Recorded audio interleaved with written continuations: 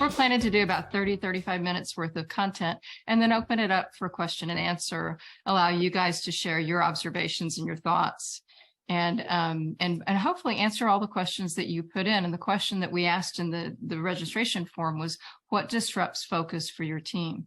Yep. And we want you to also, did we tell them this already? We want you to put also in the chat what you hope to get out of today.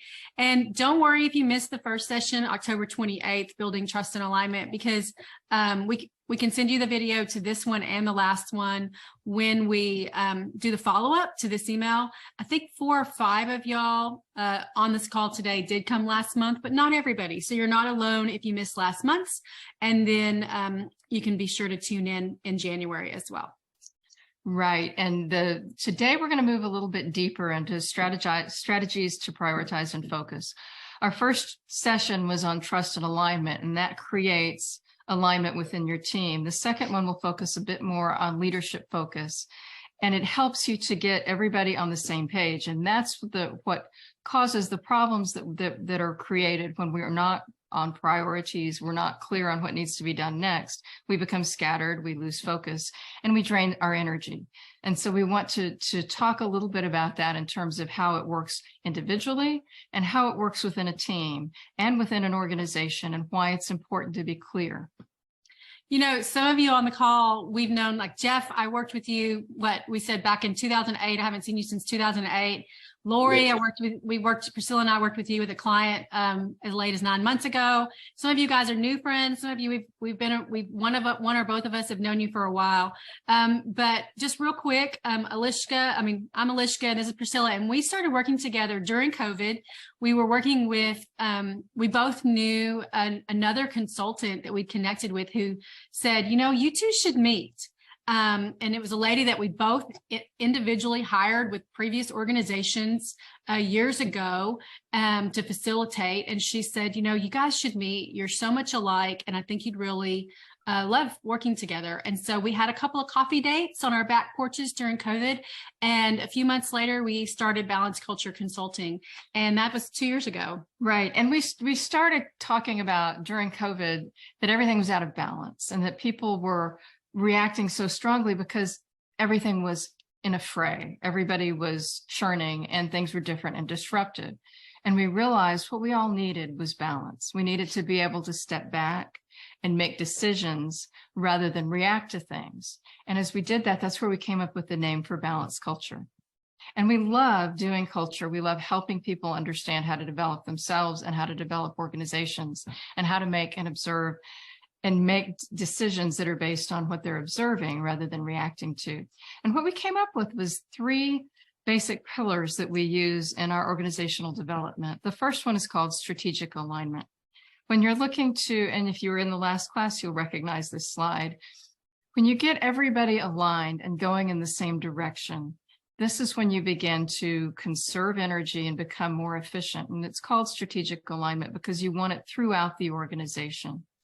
The second step is you get your leaders focused on what needs to be done so that they can communicate this throughout the organization as well. And then people systems is how you sustain. It's in the Malcolm Baldrige world, they talk about systems.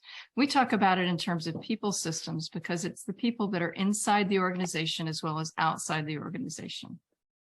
So we're going to focus a little bit more on understanding when things are churning, when people are not sure what needs to be done next, when the bleeding off of energy ends up with losing people and having turnover, and profitability goes down as well. There's no clarity on what needs to be done.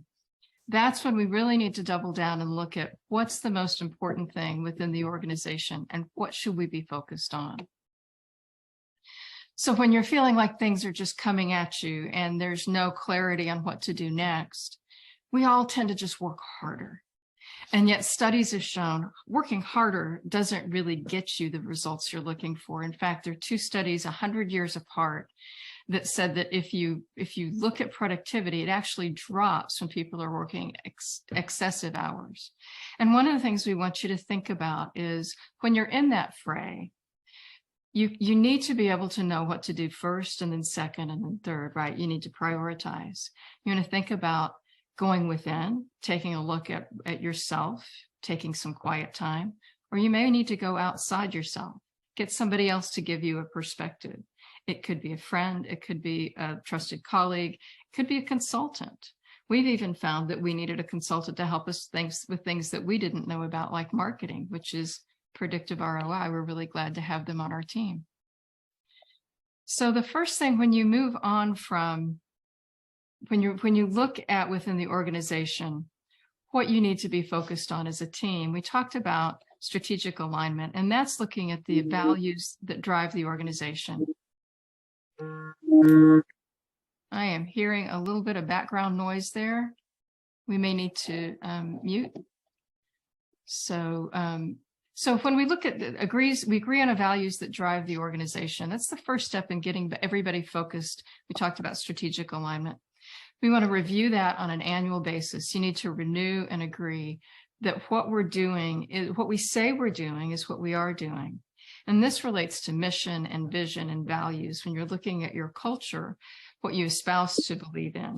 So when you put up on the wall, these are the values that we stand for, on an annual basis, you need to go back and take a look at that and make sure that you are doing that and that this is still what's important. It's really important as a leadership team to be able to do that.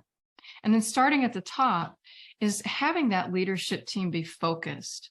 You know, within most organizations, you see silos and you see groups of people that they drive down within the organization to get things done. And that's efficient. I mean, silos happen because they work. But what you need to do at the very top is to be able to coalesce and decide what we as a team are working on. Patrick Lencioni calls it the first team. And we love that term because that helps define that you've all got to be going in the same direction. You're rowing in the same direction so that you create efficiencies and also so that you can hold one another accountable. And one of the tools that we like to see people use is a playbook. I've used strategic planning for this in the past, where you've got some documentation that you meet with on a regular basis and you talk about so that you know what we're actually doing.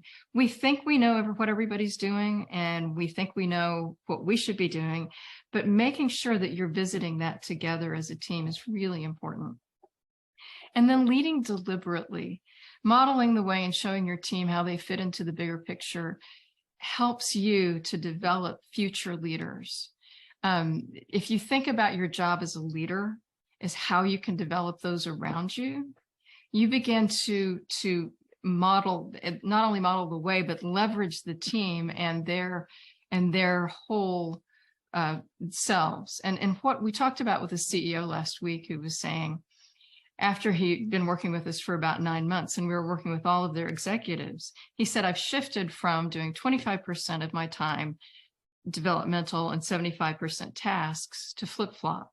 And he said, the beauty of that is as I am raising up and developing my team, I'm helping them learn how to solve the problems themselves and remove their own obstacles and also get to the root of what needs to be done. Instead of just saying, do more, sell more, work harder. Work harder. Right. He can be very specific behavioral tips and developmental tips that will help them to be more productive and effective. And so, yeah, we're really taking this at the leadership level now. And I think I interrupted your last point before we move on to the management level.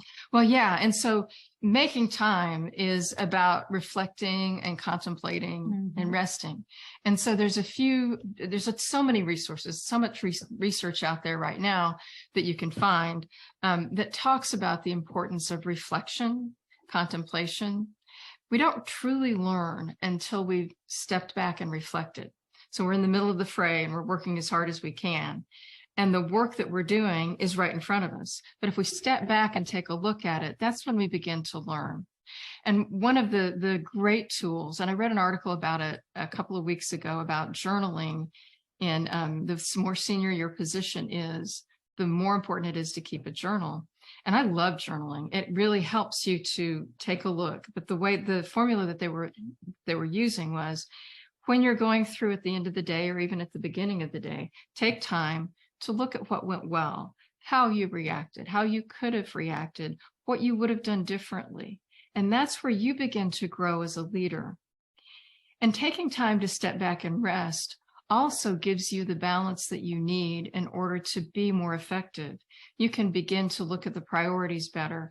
One of my favorite tips is daily meditation, just taking 10 minutes to just sit down and be quiet.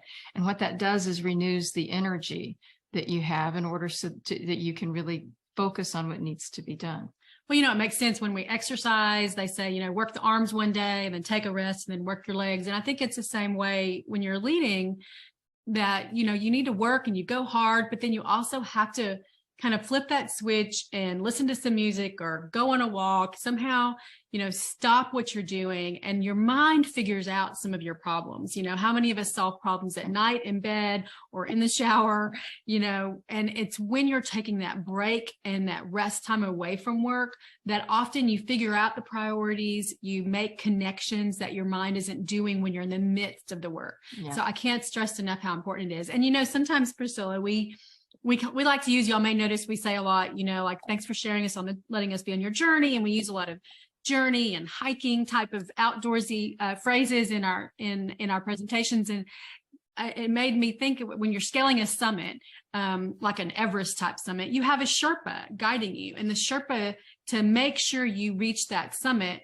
make sure that you rest at the base camps. And so it is, everybody knows that it's very important. And it's a real valid tip to make sure to have that time to rest and renew. Yeah, absolutely. And that's essential. So let's move on and talk a little bit about how this works within the management. When you're managing managers, when you're managing the people that are taking this all the way down through the organization. Right. So we're gonna slice this topic of prioritizing and focusing 3 different ways. We've already addressed it from the leadership standpoint, leadership getting on together at the top. Now, how leaders help managers, those mid-level managers or professionals, whatever you call them on your team. But we're talking about those mid-level managers who supervise individual contributors. What should the conversations look like between leaders and managers? And so one of the things we recommend is that leaders start to make sure that their managers, in order to prioritize and focus, are really taking an outward look at their team's productivity and trying to understand, who's most productive, who's not, are there obstacles that our team is having that I need to help them overcome, and then get into the strengths and weaknesses of each. And you don't always want to pitch to someone's strengths. You also want to develop people's weaknesses as well, but make sure that you're not counting on someone who's weak in an area and without providing them that development and help and encouragement along the way. So you need to know what their innate strengths are and weaknesses so that you can, as a manager, help them. And the leader needs to make sure that the manager is doing those slices and dices at their team.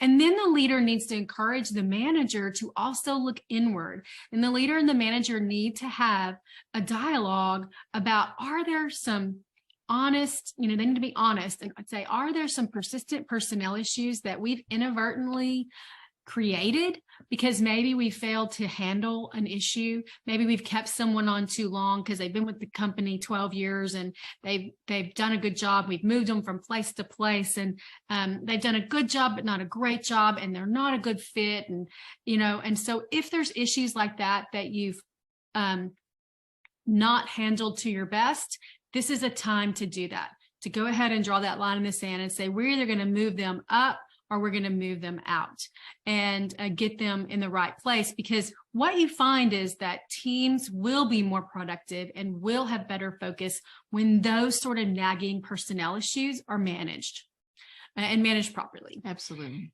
And then the fourth tip for leaders to make sure that your managers are doing is making sure that you're gaining clarity and you're communicating expectations and those non-negotiables. And so it's very important that the leaders come to the managers and say, here's what we as a leadership team have agreed on that we expect all employees to do. But you also as a manager can add on, can say yes and there are other things that I also expect of my teammates. And they need to be sure that you need to be sure that manager has their voice and can clearly communicate those expectations that he or she adds on. And then that you're driving those results through accountability. What gets measured gets done. And so the manager, you have to be sure that your managers are inspecting and looking and not being, like we said last time, you're not being the gotcha guy. You're not trying to be the gotcha girl. You're just trying to give them that feedback to measure, recognize, reward, and renew the goals continuously. Absolutely. And when you do that, you actually lift the whole team up because you're holding people accountable and there's consistency throughout. And we talked about that a lot in the last session. And we'll always say that's one of the things that people need to have is clear, consistent communication about what needs to be done, because communication really is what drives results. And once again, we've got a few simple steps to help you to know how you can implement tomorrow some of these strategies that you can use. We were reading an article just this week from CEO Magazine that referenced Marshall Goldsmith's term, a feed forward instead of feedback, which is a really great thing to think about as you're giving feedback to your individual contributors, is that you don't want to beat them down so much that they're just completely demoralized when you give them some feedback. You also want to say, these are things that I noticed that will help you next time you're doing this. And you're doing it to build them up for the next time.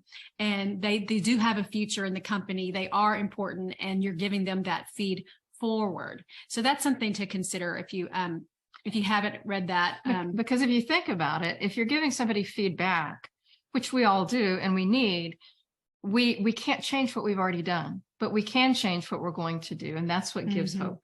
Yeah. So I just wanted to make that little caveat, even though I have feedback on this slide.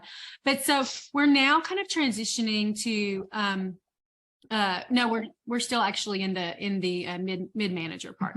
So leaders need to be sure that mid managers are driving outcomes, and how they can do that is first making sure that every manager understands their divisions or their teams' keys to the organization's success. So what is it they have to do that will help the organization reach those goals? And so that way, when you're shuffling all the requests that come in, those things that are high stakes, high priority and strategic to the organization, and to give that more credence and priority. And then you need to be sure as a leader that you're creating this regular cadence for feedback. Some, of course, like to do regular one-on-ones and division meetings or, whatever that is. It needs to be a regular routine cadence so that you are asking for that feedback and you are keeping the eye on the prize, what it is they're trying to do. And that helps the priorities to be very clear as well when you are as a leader keeping that cadence with your managers. And then we recommend that you be very transparent and have a structured, some form of written update where you gather updates from all of your managers, whether that's a playbook like we mentioned or some sort of dashboard. I was at a company where it was just so basic. It was just like an Excel spreadsheet where we all entered our progress. And some people get all fancy and do their Gantt charts and all of that. So have some sort of a software or a structured way that all the leaders can see where all the divisions are in meeting their goals. And that helps you also to prioritize. And you can see that maybe this team is struggling to meet their goals, and that's going to affect us as an organization. So you can decide, do we need to marshal troops and help them, or do we need to take some projects off of them so they can focus on these more mission critical strategic goals? Absolutely. And so because we end up with a two-way communication going on, as we're communicating to our managers or professionals or whoever we're working with, we're getting that feedback back as well, that they know what they need to be working on. We hire professionals. We try not to micromanage them. We want to give them tools, and we want to have that two-way communication that allows them to be able to go further and to let us know what they need. And I love the structured update part, because that gives you something to look at on a regular basis. Absolutely. And so, now we're going to move to each manager or professional in the mid-level also is managing individual contributors. We have people that we're having to help prioritize their day-to-day work. And so let's talk a little bit about how to do that and why it's so important. Right. And so let's start first with statistics. Let's talk about worker engagement. Now, this data comes from the Gallup 2022 Workplace Engagement Global Report. And the overall U.S. worker engagement was calculated at 33%, with a potential for U.S. turnover. And that was the question was, what do you think? Is this a good time now to look for a job? That was 71%. But the data showed that and this is why they recommend executives use on their dashboard of what things are working and what the metrics are that they're looking at, is one of them is employee engagement, because organizations that had highly engaged workforce had 23% higher profits. Now, last time we talked about the turnover tax, and the turnover tax is this silent bleeding off of resources and cost, profitability. And SHRM bases it on a turnover tax, a calculation of how much your turnover costs you, as 67% soft costs and 33% hard costs. Hard costs are like recruiters and background checks and temps. And the soft cost is the amount of time. So think about every time you lose an employee, not only are you losing that brain trust and all the amount of time it's taken to get them there, but you're also losing the time that people spent on the project of trying to hire. So you've got posting a job and recruiting for the job, filling the position, interviewing, the amount of time people are using not working. So we want you to understand that turnover is really key to keeping people focused. And so frequently, the reason why people leave is because they don't know, they're not engaged, they're not a part of what is going on, and they don't understand the priorities within the organization. Well, and every time you lose a teammate, the whole team resets to zero. You have to start over, you have to rebuild, and that affects your productivity and your focus. And so the point here is this matters. And so you have to also be sure that you're looking at the engagement and your turnover at your organization. So if you don't know your hard and soft costs, we recommend that you do, and talk to us about how to figure that out. We'd be glad to help you figure that out. So every time we engage with a client, one of the first things that we ask them is that turnover cost. And they're usually surprised, like, oh my gosh, I had no idea that it was that high.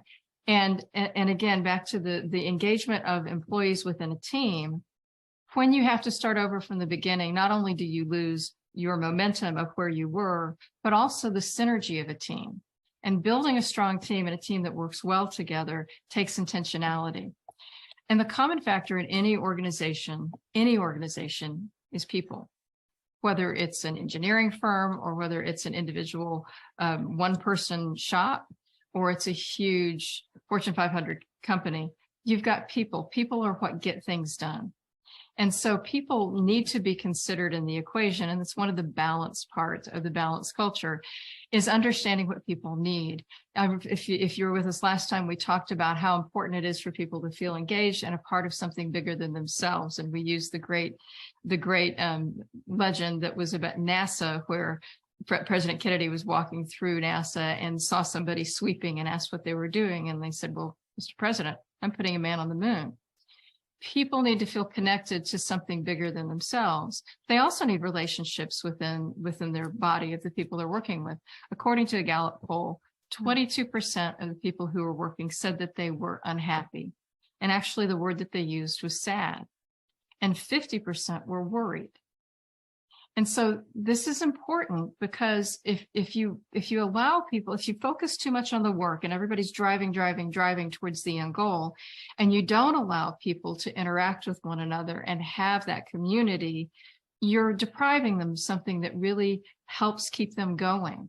A recent Harvard Business Review article covers the power of workplace friends. And I'll send it if anybody's interested, just put it in the chat. And they conclude that having a best friend in the workplace, somebody that they can really rely on and feel really cares about them, is strongly linked to business outcomes, including profitability, safety, and inventory control. I thought that was really important that we understand we don't live to work.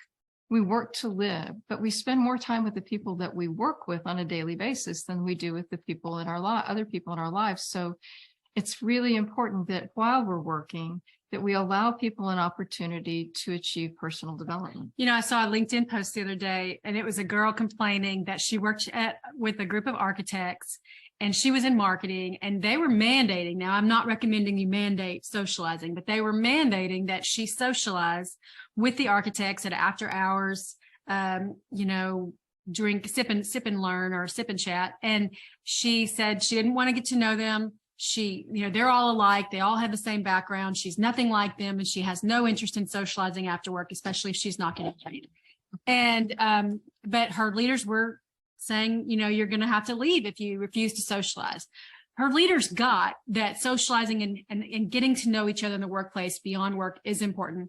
I don't think you should mandate it, but obviously if someone is not getting that, and it's a core principle at your work, there may not be a good fit, and you may need to encourage them to find a place where they are interested in having a good, friendly relationship with those that they work with. Or start that dialogue. I mean, you might have. I've worked in a place where everybody was an introvert. And I like to tell the story of when my first day, I put out an email, hey, everybody come to the break room. I wanted to introduce myself and meet them all. And they all came in and took one thing out and left, and took their muffin and their coffee, and they left because they were a culture of introverts.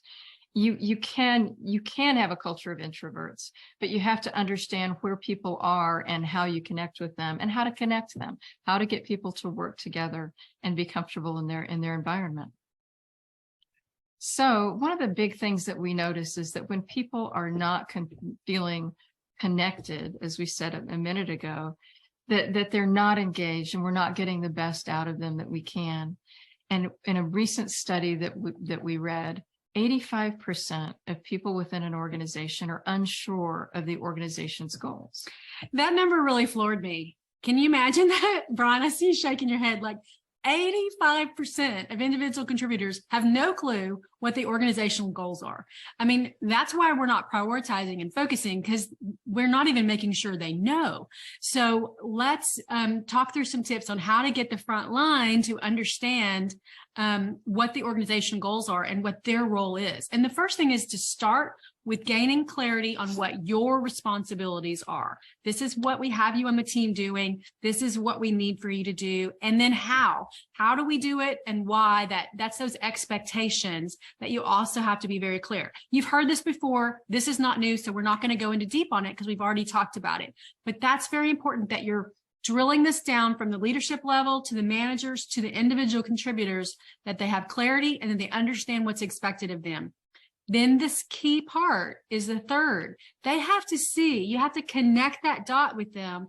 And especially if you have a playbook, show them that box on the playbook that says this goal that our division is doing is one that you directly contribute to.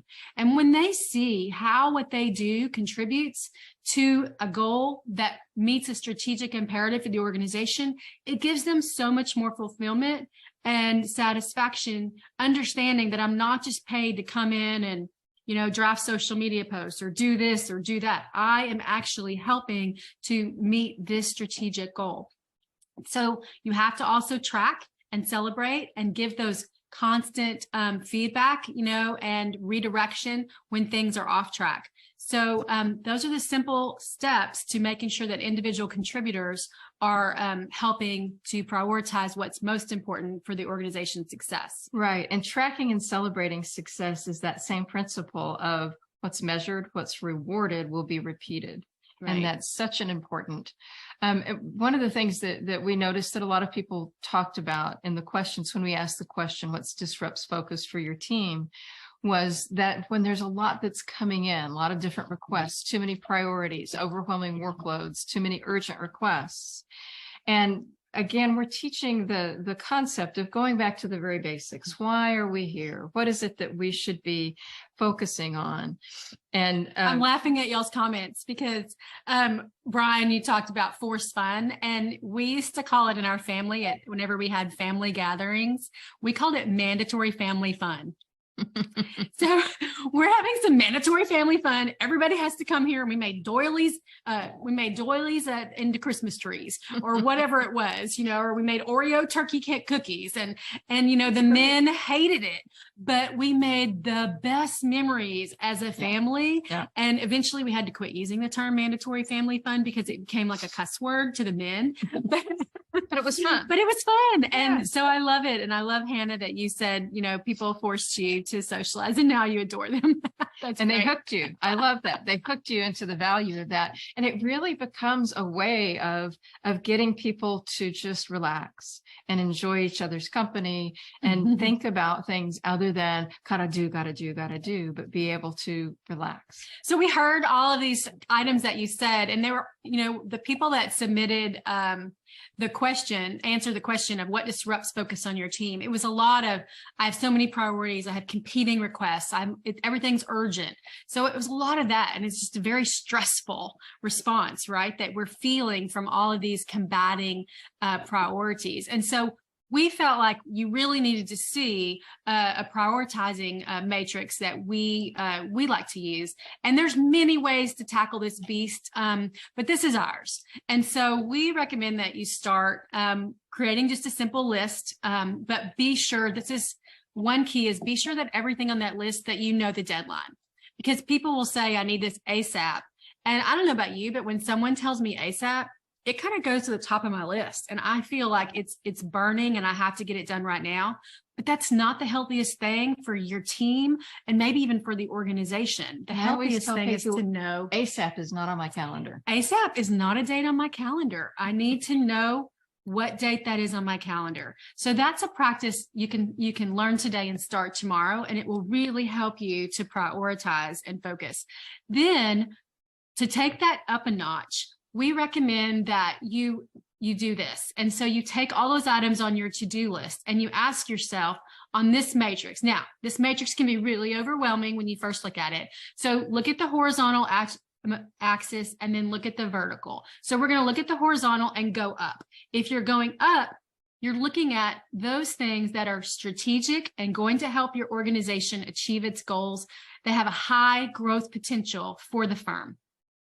Clearly, those things are important, right? We know we need to prioritize those, especially if they're also essential to operations. If you're buying trucks so that you could be sure that you're increasing your delivery and reach, you got to have drivers for those trucks. Hiring drivers is operational. Increasing is strategic. So if they're both, then that's something you're going to do. You got to get that done. So those items go first in your to-do list.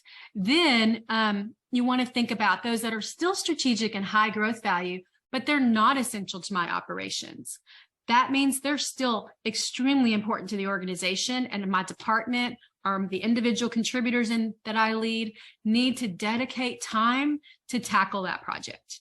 So you have to be sure you're scheduling time to get it done. Otherwise, some of those other things in the bottom quadrants might take over your time. Right. And so now we're going to look down to the non-strategic low growth projects. Those, I love the ones on the right. Those are the ones that are neither strategic nor operational. You have my permission to delete those. Like, get rid of them. You all have those emails where, you get them and you haven't read them. You can tell it's something that's not important and you don't read them and you don't read them. And then eventually you have like 100 or 1,000 unread messages. And eventually you just got select all, delete. Though you can do that for these things. We give you permission. And it's not going to affect your operations. It's not going to affect you reaching your goal.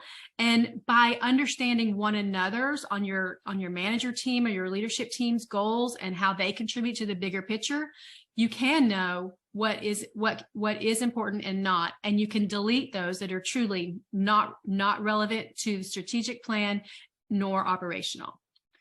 delete them. And finally, those activities that are only operational, they're only essential to operations, but they're not strategic. They're not going to affect the growth of the company.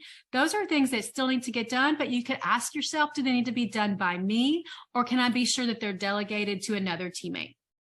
So that's kind of how to create some order from your chaos in a very practical way that we like to use. There's any number of ways, and you may have adapted another way, and I'd love for us to chat about those in the Q&A. I know specifically, Brian, you had one and that we want you to share in a minute. In a minute, when we get to the end of it, we want to hear from everybody, and it's just in a couple of minutes, what your ideas are, what works for you, what are the tips that you have that you'd like to share. And but I'm going to do a summary real quick about everything that we just talked about. And I call it contemplate, communicate, delegate, and celebrate.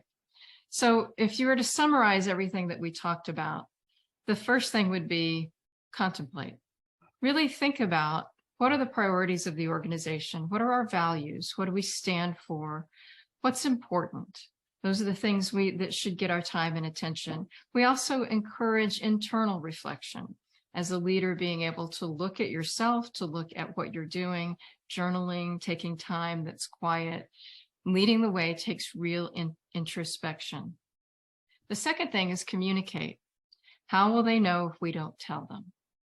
We have to be able to communicate expectations and outcomes, and we have to make room for a dialogue. Just because we're talking all the time doesn't mean that we're really connecting with people, and that's what the communication needs to be. And I love delegation. I love that in the example that Eliska just gave. When you build up the ability to delegate, also is the development of the people within your team that you can pass things on to. You don't want to be indispensable, because that creates way too much stress, and that's not productive for staying on task and for really getting things done. You know, once I realized that when I'm trying to do it myself, I'm actually hoarding power. I love that. And when I instead enable someone else to help with something, I'm investing in their development, giving them an opportunity to grow, and I'm sharing my power. And so it's actually very selfish for you to not delegate. Right. And it's very generous when you begin to share the load with others, and you become deliberate in your development of the team and of the organization. And then finally celebrate. And that is the time to acknowledge and reward people when they get it right. We were talking about it last night when we were running through this, that, it's not like, okay, I told you I loved you when I married you. Yeah. It's continuing to let people know you value that they're there, that they're doing what you expect them to do. We all need that level of encouragement from time to time. So we want you to unmute if you're muted, and let's talk. We have some very experienced leaders on this call, and we want you to share what are some strategies that you have for prioritizing. Let's start with that. And Brian, you want to share the strategy that you told us about when we talked last week? Absolutely. So look, let me try to keep it as condensed as possible. I will say that the slide that you guys just had up, I saw the word celebrate. That is huge. You would think that isn't, but there's definitely something about it. I think a lot of executives and managers spend their time putting out fires and focused on what's going wrong. And I think, as human beings, we kind of, we get into survival mode. And so, look, I ended up, after working many years at ad agencies, working directly with CEOs and CMOs. And they would just tell me, they spent most of their time, instead of talking about marketing and advertising, about like these issues in their business that had nothing to do with this. And so like across like 5 or 10 years, I created this thing, and I just called it Weekly GPS. And the whole idea was to make sure that, like, one of the biggest challenges that executives have is they've got these like really lofty goals, right? And then you've got the day and the week, and never the two shall meet, right? Because they spent so much time focusing on putting out fires. And And so really this was just me picking up, you know, putting, you know, ideas together ad hoc and just creating a little system for them. And I remember like many of you who've probably read Dale Carnegie's stuff, he had a quote that was something like, you know, an hour of planning is worth, can save you, I don't know, whatever it was, like 10 hours of doing, right? And so I embraced weekly planning. And I think that there are a lot of high performing executives that do that. And it really is, it's not like to ruin your weekend. It is like, I've taught this idea, this planning kind of concept to so many executives, and they're like, this is literally the most productive hour of my week. Wow. And what it does is it just, I don't know if you guys have ever heard of the concept of hyperbolic discounting. As human beings, right, we value what's right in front of us more so than what's down there, right? That's why people don't contribute to 401ks, or some people don't contribute to 401ks, right? And so it's about connecting the dots there. It's about focusing on, you know, what's going right. And there's 3 sections to it. It's basically like preparing it to make sure you do it, celebrating and reviewing, and planning and scheduling it. Now, I don't want to like jam this down your throat because I think it wouldn't do service to it, but that's like the basic idea. And you know, I think if we all think about it, we all find ourselves in situations where we're either putting out a fire or we're working on someone else's agenda. Like your email is everyone else's agenda, right? And so it's just a way to just get more proactive. You guys had the great matrix, right? That's what that's all about. Mm-hmm. This is like another tool to get you there so that you're focused on what are the most important things. Like we all like make these great goals, you know, at the beginning of the year or the end of the preceding year. And then at the end of the year, we're like, in December, we're like, what happened? Right. You know, like there's always a certain amount of flexibility. You need to be a little bit flexible in terms of that.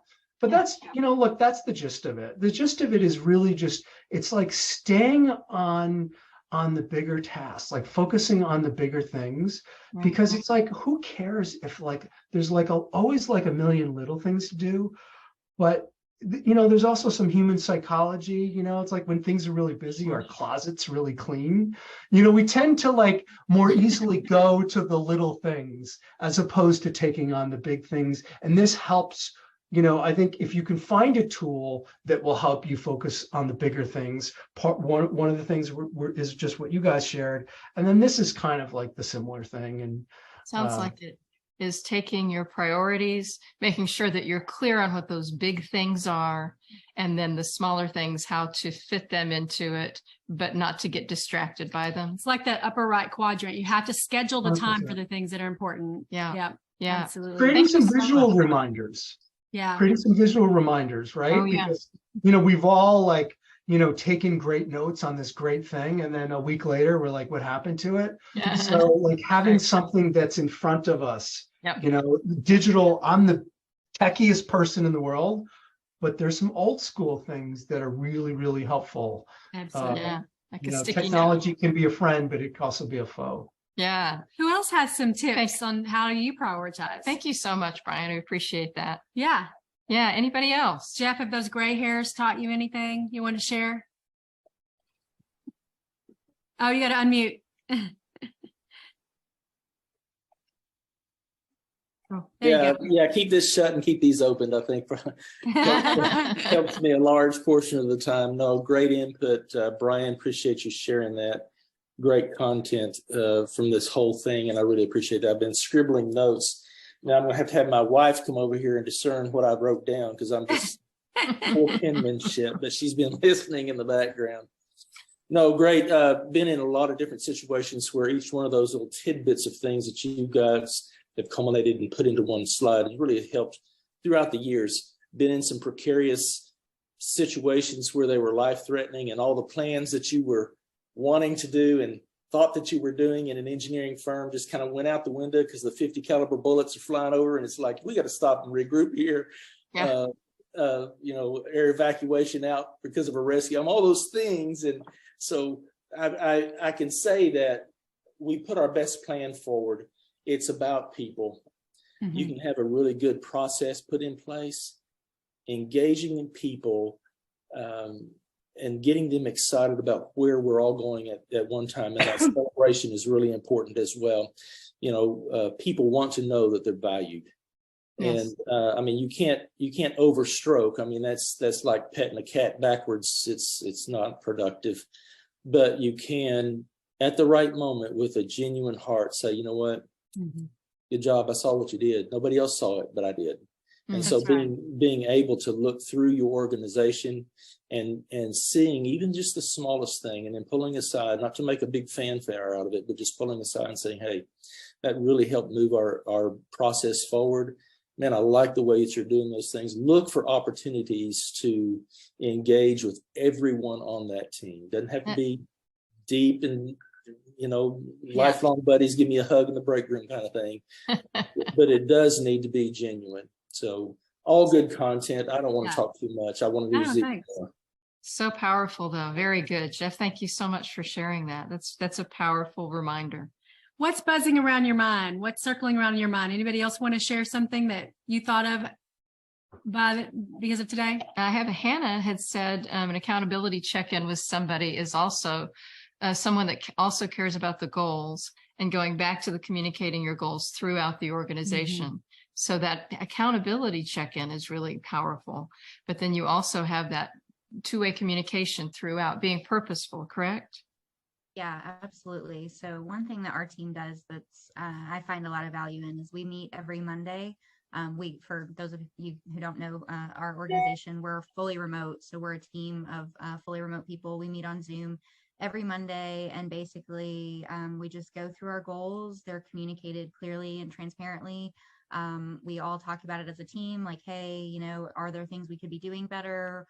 What's the progress on this? Does anyone need help? And it's not an environment where anyone feels pressured necessarily, but it's more of just being accountable, stepping in to help where you can. If somebody's struggling or having a roadblock with, one aspect along the way, there's a whole team of us. So that way nobody feels like an island. I know, you mentioned some silos and some things like that. We definitely don't want anybody to feel like that when we have an overarching goal. So just communicating that clearly, concisely, and then also checking in, we do it once a week. Some people do it once a month, like just having those regular check-ins where you feel supported and then you feel like you're all aligned and working towards the same goal really, really helps us out. So good. I'm glad y'all have a good cadence. Yeah. Thank you, Hannah. And I have a question then. What happens when people don't check in? Like you have a meeting and you've got a few people that do all the talking and there's a few people that don't talk at all. How do you handle that? So the way that our meetings are set up, we actually each go through, we call them our MVPs for the day. So we, each get a chance to talk about what we're doing for the day, what we need help with, if there are things we didn't get to. So it's kind of everybody goes in a turn. So that kind of negates anybody feeling like they got steamrolled or they didn't get to share a voice or anything like that. And one thing that our team is really great at is just having that open communication and support. So that way, if there is something that someone didn't get to or something that someone is struggling with, there's always at least one or two people that are like, hey, I have some time in my day. Do you want to walk through that together? So just fostering a really collaborative environment kind of helps everyone feel like they have a voice. And that's kind of nice. how we do it. Wonderful. Thank you for sharing. Every time I go to, you've just invested almost an hour in this lunch leadership series. And so I always think whenever I'm going to an event or training, committing some time to something like this, it's successful if I've left with at least one nugget that I can go and apply. So I'd like to hear from y'all. What is a nugget that you're leaving with today that you can go and apply tomorrow? And, you can share one nugget, but it can't repeat of what someone else said. So who wants to go first? Who first? This is Josh Keister. And I liked what Brian said about taking time to celebrate the victories. I think from like a team perspective, that can kind of relax the high pressure, of jumping from deadline to deadline. And I would say our team, we might be guilty of going from one, firefight to another and not enjoying the victory enough. So that's what I'm going to try to do better at that. Thank you. Great. Thank you for sharing. Yeah, I remember at football, at the end of every play, the players are on the field rejoicing, and everybody in the stand is doing what? They're looking at the scoreboard, And so it's really important that we take the time to rejoice, and we look at where does that take us towards the end goal. Mm-hmm. Hey, this is Hannah Stromseth. My nugget that I'm taking away today, I already kind of knew it, but it helps to actually know that there is some proof behind it and some studies behind it, but that people need to be connected and have relationships in an organization, and depriving them of that it could be depriving them of something that's actually keeping them there. Yeah. Mm-hmm. Yeah. Well put. It's something that we sometimes overlook and think that it gets in the way of getting work done, but in fact it doesn't, and it enhances or augments it. Thank you. And I'm the type of person that I get energy from other people, and so if I come to work and I sit in my cube all day and then I go home, like I am not fulfilled. So I do have relationships with everyone in the office, and we talk about different things, but it just helps me fill my energy tank. Yeah. It's important. Next weekend, a coworker from 1988 is coming to spend the weekend with me. And so my longest friend is from when I worked at Perryman Consultants in the 80s. So yeah, they're lifelong. I think I was 12. Yeah. Who wants Thanks to go for next? Who's next? Oh, this is Lori. Right. And my nugget today is the delegate. I not only for myself, but also I have a leader in the company that I feel like really needs to have some support and work with in learning. What I've seen in the 6 months that I've been with this company is that everything funnels up to the top. And I think there's a strong enough support system underneath that top that that doesn't really need to happen. Yeah. That there's some learning in delegating and trusting the people that you've set underneath you to do their job. You wouldn't have hired them if they couldn't.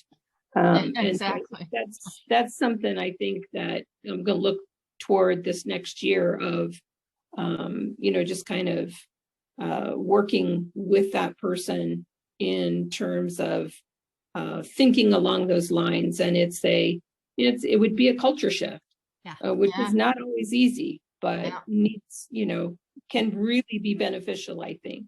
Great. Good luck with that. I hope it goes well. David, were you wanting to go next? Yeah.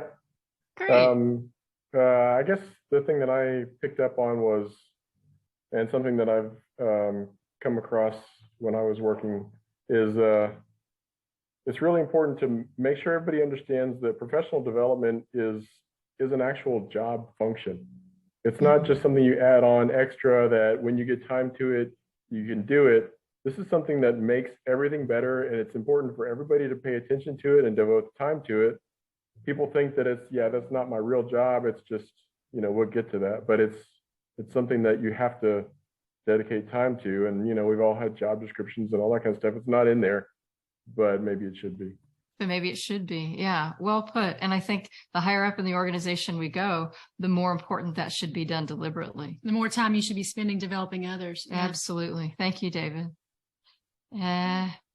Troy, you turn on your camera. You want to get in next? Yeah, I'll go ahead.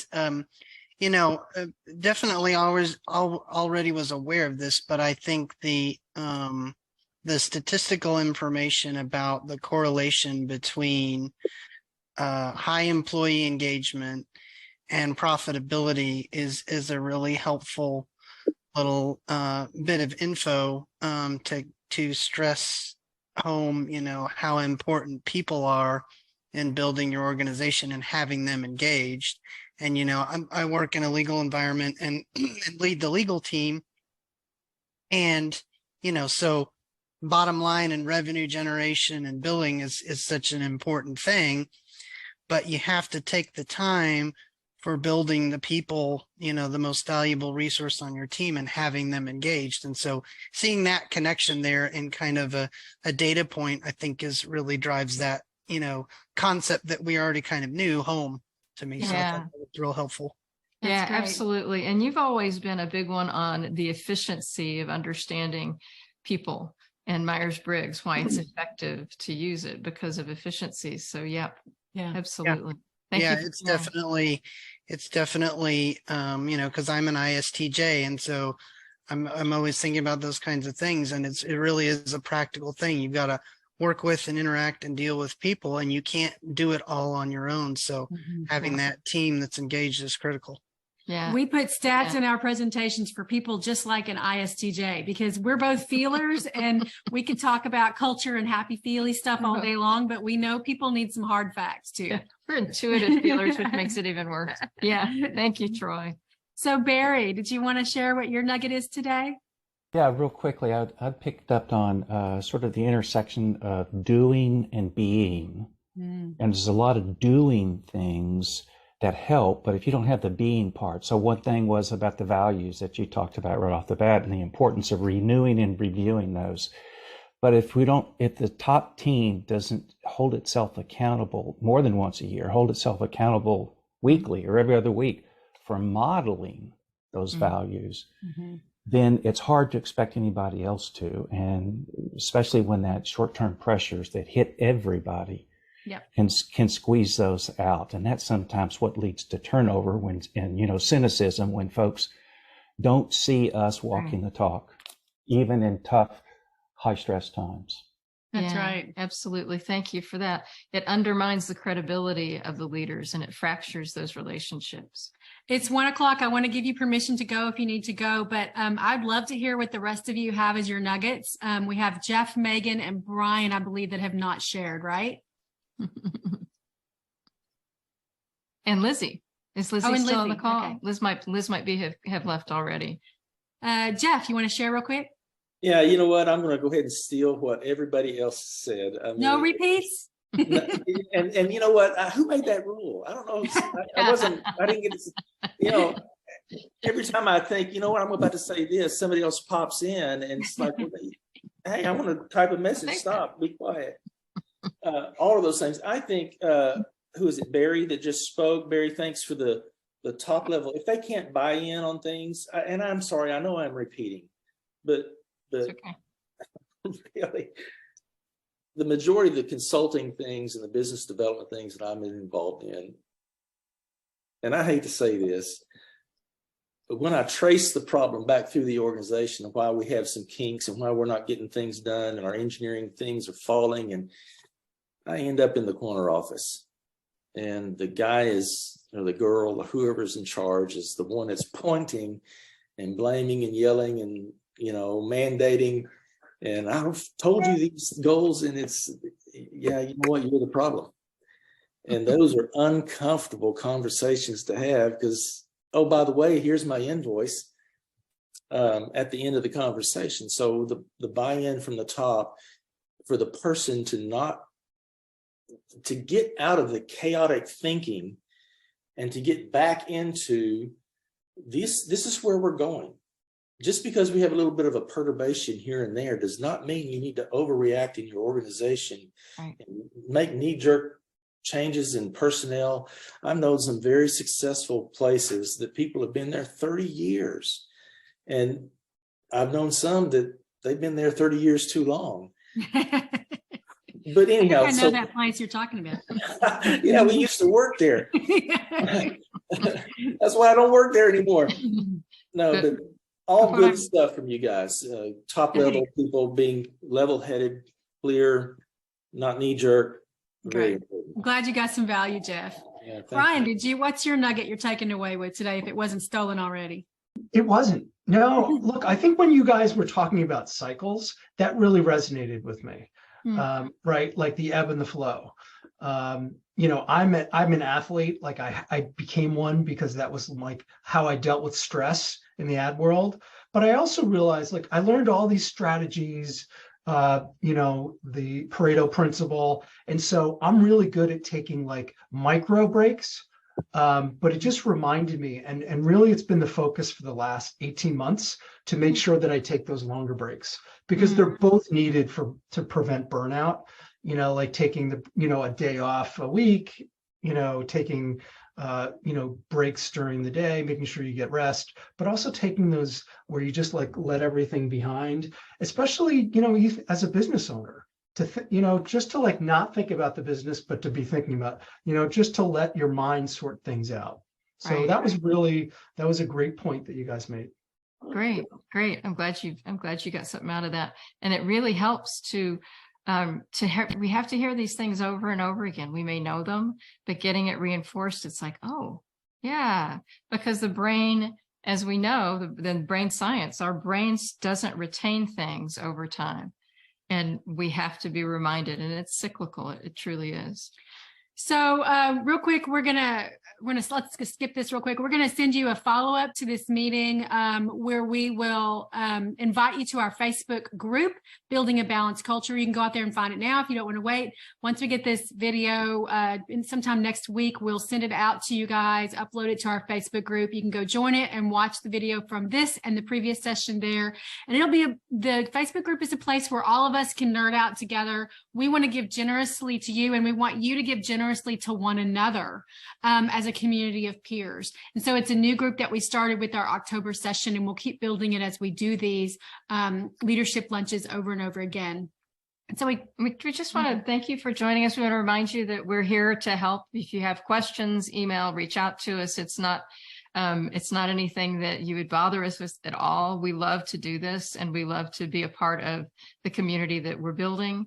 Thank you so much for being here, and for your contributions, and for talking, and for giving your input. Mark a date for next year, January 27th. We'll meet again, do it again. We're going to do a session on defining successful behaviors. And so it's taking the values and drilling down to what do those mean in day-to-day behaviors, and how can you reinforce and redirect people with very specific behaviors that will lead you to organizational success. So that's going to be the topic of our January leadership series. We hope you can all make it there. And until then, we'll nerd out with you in the Facebook group. We're going to stay on for a few minutes, or if you want to stay on and chat about anything else that's going on in your neck of the woods. Otherwise, feel free to go, and thank you so much for your active participation.